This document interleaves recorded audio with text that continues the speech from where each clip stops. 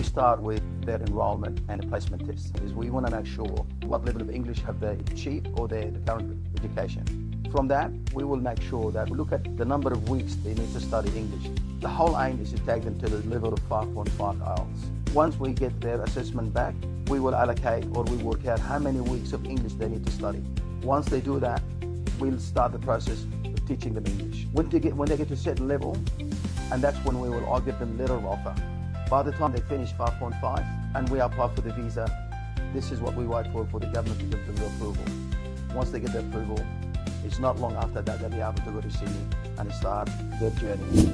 The better the English they have, the easier for them to get a job. With the programs in Australia, they're allowed to work 50 hours a fortnight on top of their practical experience. That means they will financially support themselves when they come to Australia. If they speak good English, the opportunity for them to get a job is much quicker and much faster.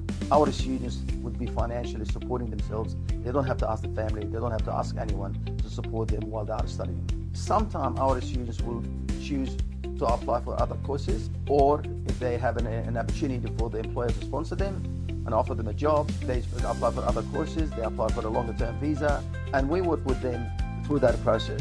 The Australian government make the rules for the employers govern what they pay their employees.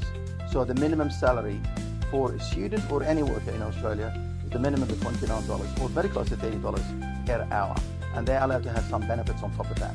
So if they work the 50 hours per fortnight, that is good enough income for them to save, pay for living standard, be able to pay for the school fees, and continue to be happy studying in Australia.